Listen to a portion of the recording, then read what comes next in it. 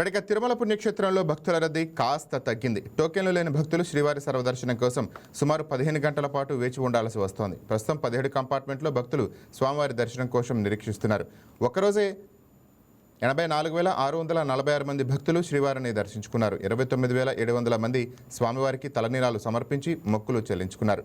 భక్తులు కానుకల ద్వారా శ్రీవారి హుండీకి 4.5 కోట్ల ఆదాయం లభించినట్టు తిరుమల తిరుపతి దేవస్థానం అధికారులు వెల్లడించారు.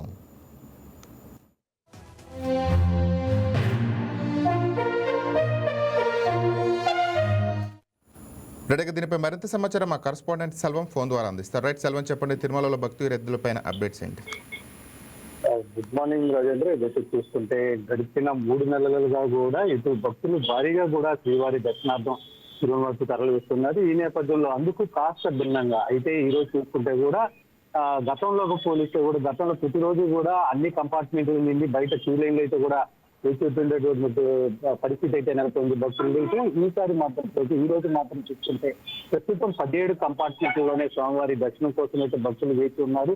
వీళ్ళకి సంబంధించి కూడా చూసుకుంటే 12 నుంచి 15 గంటల సమయం పట్టే అవకాశం ఉందని కూడా ఇక అధికారులు అయితే కూడా వెల్లడిస్తున్నటువంటి పరిస్థితి. ఇక ఏదైతే ఎస్ఎస్సి టోకన్ కలిగినటువంటి భక్తులు కానీ వాళ్ళకి నిర్దేశించిన సమయానికి వైకుంఠం క్యూ కాంప్లెక్స్ వద్దకు చేరుకుంటే వారికి దానికి తగినంత విధంగా కూడా దర్శనం కల్పిస్తామని టీటీడీ ఇప్పటికే వెల్లడించినటువంటి పరిస్థితి. ఈ నేపథ్యంలో చూసుకుంటే నిన్నటి రోజున 84,645 మంది భక్తులు దర్శించుకోగా 29,700 మంది భక్తులు స్వామివారికి తలనీలాలు సమర్పించి మొక్కులు చెల్లిస్తున్నారు.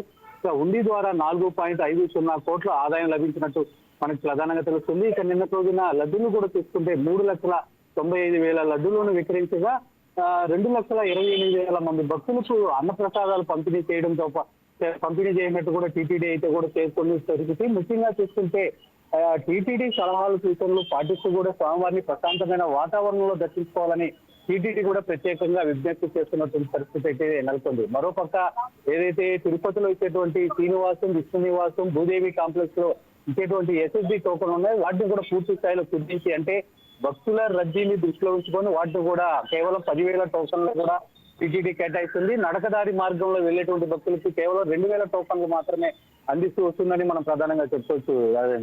Right, thank you Selvam.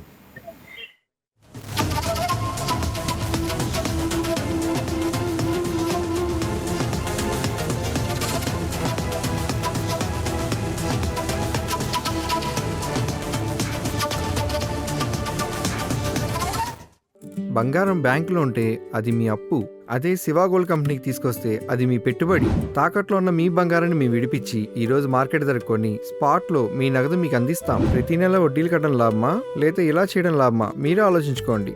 Shiva gold company, అప్పులేని ఆనందకరమైన రేపటికి సరికొత్త మార్గం.